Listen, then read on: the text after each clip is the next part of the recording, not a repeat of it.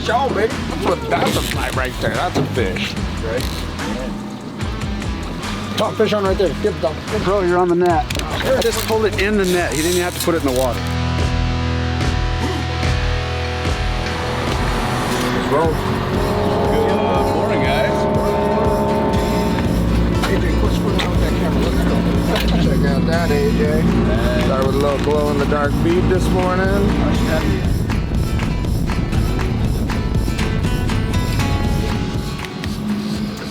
We're making glow a little bit.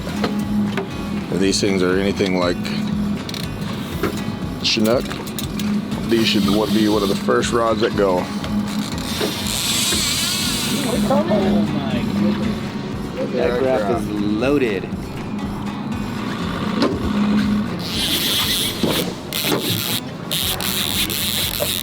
Oh, dude, he went wonker on that.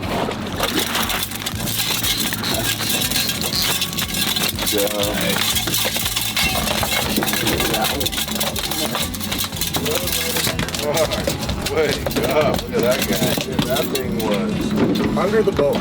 Just go folding that head over. There you go. Ah, that's right. But that's what that got bit too, that candy chartreuse blade. Right. Like, maybe they want the candy stuff. What? Oh yeah. I'm gonna let Tom tag out first. And I'm gonna make him sit through the misery of watching us dealing fish. It's gonna be amazing.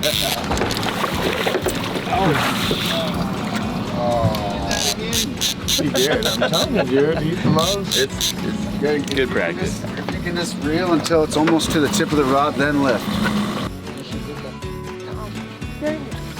He's trying to make me get.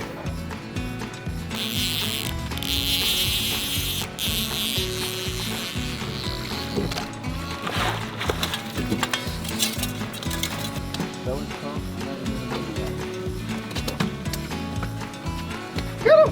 Yeah, fish on, baby. Let me trade you sides. Oh no. Gotta get up a little bit quicker. Yeah, Tom, get off your ass, Tom. That's what I heard. There you guys are. You guys want me to reel this one in? Sure.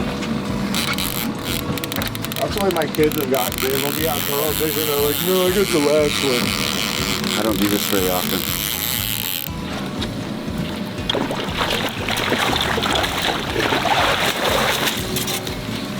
Got him.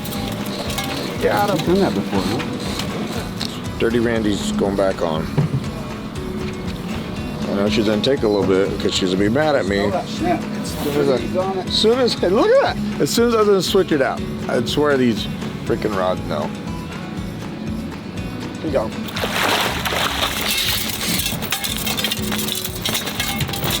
Can't go wrong with the Dirty Randy blade, dude. You just that's a fly right there. That's a fish.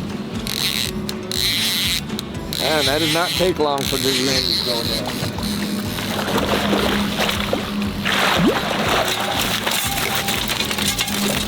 That was a long distance net job. Good job, Austin. I can let up on that. Look at that. That's great. Nice, man. Beautiful little fish. These are just cool fish in general. And the amount of them there are just amazing. Absolutely amazing. So right on. We're gonna keep after it. Now I got 3 on my tag. Dang it! I'm gonna have to sit down and do nothing here in a second. I'm not getting the next one, dude.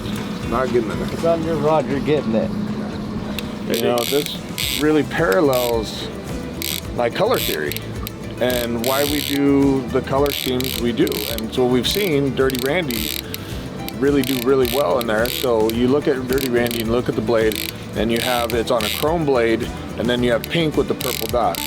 So to me, what that is that's contrast, because that nickel blade, that chrome blade is, to us it's bright, but in the water it's dark. You gotta focus on the fish that you're targeting. And the longer they've been in fresh water, the darker colors or darker metal tones you wanna use. So start from bright to contrast to dark tones.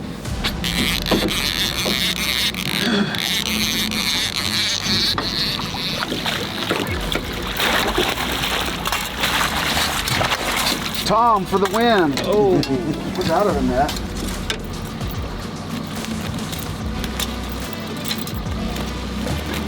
Good job, Tom. Oh, you swam up on it. Watch that rod, Eric. Oh, the big cargo over the pole? Yeah, it stayed on. It's those hooks. Good one. That's a chunker there. That's a chunker. Pro, you're on the net. Yeah, I'm trying to get nothing.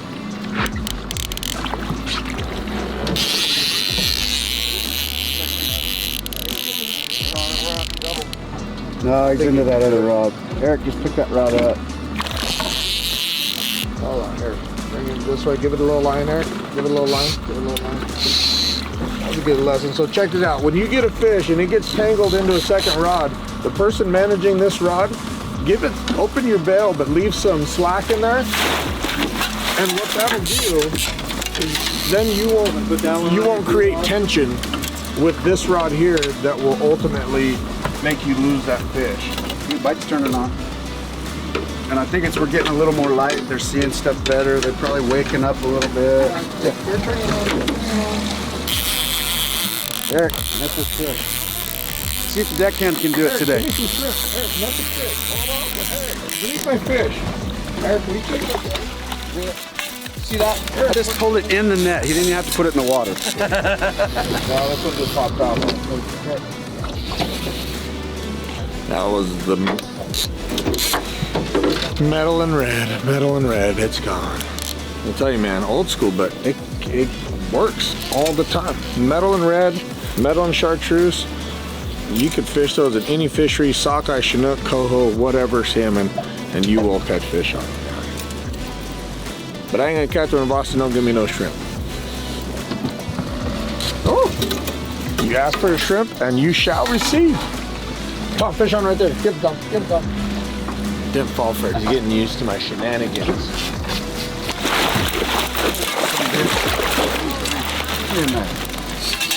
Hey, right here, front right.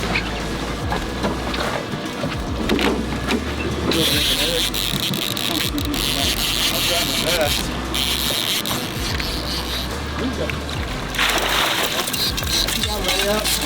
Right in the net, like nothing but net, Michael Jordan style. Yeah, I don't think Eric netted it. I think Tom netted he it. just jumped right in there. This fishery come about, you know? Like, why is there so many sockeye up here? Is that a natural run? Yeah. Is it a commercial run? What is it? So we have this fishery up here because the Colville tribe started a hatchery up here, and they're doing brood stock for the Chinook, and they're also seeded the lakes in Canada, Osoyoos, and I think it's Omak Lake. They were able to make some spawning ground habitat for the fish, and so we started having these really huge runs, and it's just gotten better and better and better, and it's created an awesome fishery up here for us. They've always kind of had sockeye, but they really augmented that run with hatchery fish. They don't clip them, but once they did that, it's like seeding a lake, and then it just blew up from there. As long as we get good ocean conditions, you know, then we have good returns. So. Gotcha. And then what makes them bite down here is the river that comes in. Right now, it's just too warm for them. So right now they're seeking shelter in this cooler water in the main stem where they got a little bit of oxygen coming through. And then once that river cools down or you get some rain, they just shoot right up there and then they're gone. They're gone. And Canada, if it's getting late in the season and the fish are staying down here, they can start to die off. So they start getting nervous that they're not getting the escapement up there, and so they have a dam up there that they can let water out of, and they'll let a bunch of cold water out, and it takes about 4 days or so to get to us, or 5 days, and then the fish will shoot up. That's cool. Thank you so much for having us, dude. We really appreciate you, not only on this fishery, but we appreciate you in all the fisheries that you do. You're always such a professional, dude. So we'll make sure we put all of Austin's information down below where you guys can get in touch with him. Book yourself a sockeye trip. He also has some great other fisheries that are phenomenal. I know we're going to take advantage of as well. What are those fisheries that you do throughout the year? You know, in the wintertime, we start out in December. We're fishing that Rufus Woods fishery, and we're catching those really big triploids. And it's a great walleye fishery as well. So if the timing's right, you can do combo trips where you catch big walleye and huge trout. So that one's a fun one. Then we roll into, you know, Banks Lake walleye, kind of trolling for that stuff, doing crankbaits. Then we come down here and we do the sockeye fishery. This is one of my favorite fisheries of the year, and it is fast action and a lot of fun. Then we're gonna roll down to Buoy 10. Down there for about 40 days. We fish the king season, then we roll into the coho season. We do some crabbing down there as well. And then we're gonna move north and we're gonna fish the Hanford Reach. And we do a lot of fun stuff in there. And then I go hunting for a couple months. I'm done That's with what we fishing. all do, right? Right. Anyways, guys, hey, thanks for watching. We're excited to get out here and do this a little bit more. We're gonna move downriver, excuse me, next month and head Buoy 10, and we're gonna work from there. Thanks for watching.